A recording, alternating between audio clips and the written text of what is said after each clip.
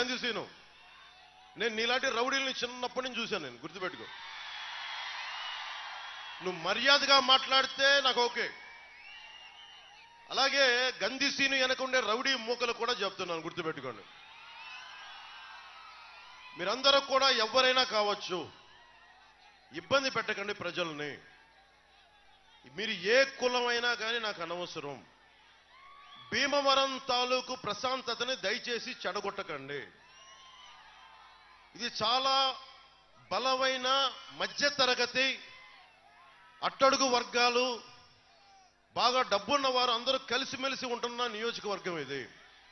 అలాంటి నియోజకవర్గంలో గూండాగర్దీతోటి మీరు ఏదన్నా రాజ్యం మీకు చేస్తానంటే రోడ్డు మీదకొచ్చి చొక్కా పట్టుకొని వెనక్కి బడిచి కొట్లాడటానికి నేను సిద్ధంగా ఉన్నాను. అంజిబాబు గారికి అండగా రేపొద్దున ఏదైనా చిన్న సమస్య వస్తే నేను చొక్కా మడిచి నేను వస్తాను రోడ్ల మీదకి.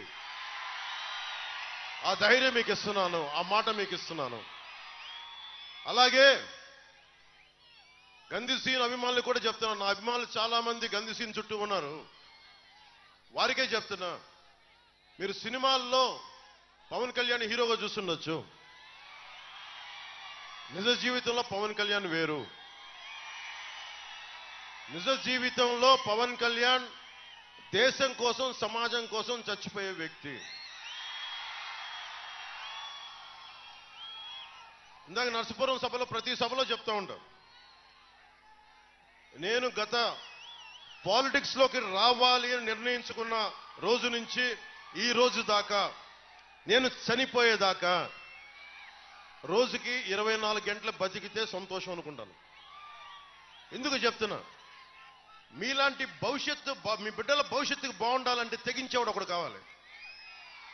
గంధిసీను ఒకటే చెప్తున్నా, మీరెవరున్నా సరే మీ నాయకుడు జగన్ కూడా చెప్పు, మీ దగ్గర బ్లేడు బ్యాచ్లు ఉన్నాయో, గంజా బ్యాచ్లు ఉన్నాయో అందరినీ తీసుకొని భీమవరంలో నువ్వు కోరుకున్న సెంటర్కి రా, నేను ఒక్కనే వస్తాను చెప్తాను.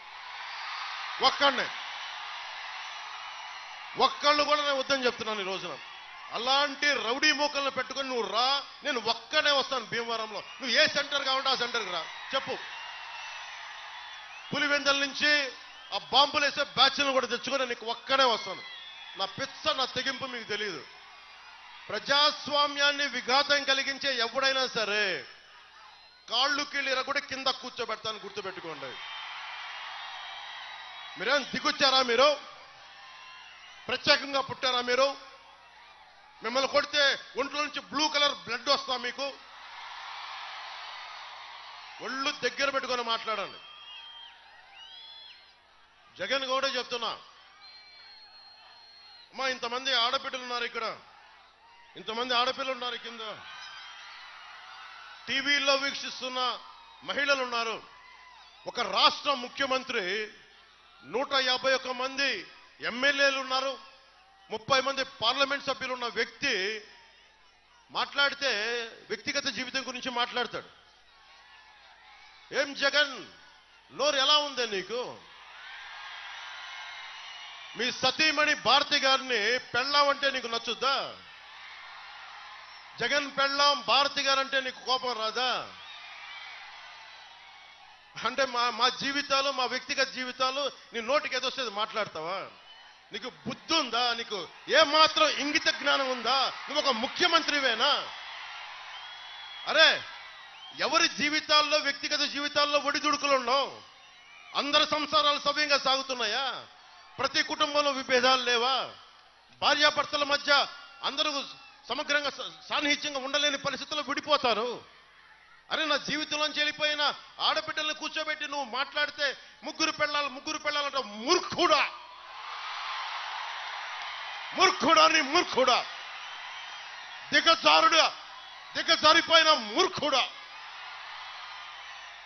ఏం ఒళ్ళు ఎలా ఉంది నీకు? భయపడతావా?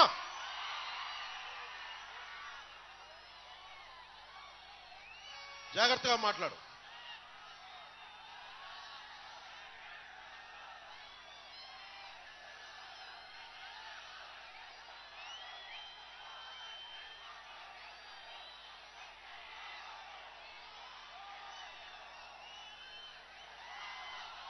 ఎన్డీఏ కూటమి నరసాపురం పార్లమెంటు నుంచి భూపతిరాజు శ్రీనివాస వర్మ గారు పోటీ చేస్తా ఉన్నారు కమలం గుర్తు మీద. జనసేన, టీడీపీ, బీజేపీ కూటమి లక్ష్యం సంక్షేమంతో పాటు అభివృద్ధి లక్ష్యంగా కూటమి పనిచేస్తుంది. ప్రతి చేతికి పని, ప్రతి చేనుకి నీరు జనసేన, టీడీపీ, బీజేపీ కూటమి యొక్క లక్ష్యం. ఎన్నికల్లో హామీ ఇచ్చిన ప్రతి కార్యక్రమం అమలయ్యే విధంగా చూసే బాధ్యత జనసేనది. దీనికి బాధ్యత మేము తీసుకుంటాం. ఈ హామీలన్నీ అమలయ్యే విధంగా చూసే బాధ్యత జనసేనది.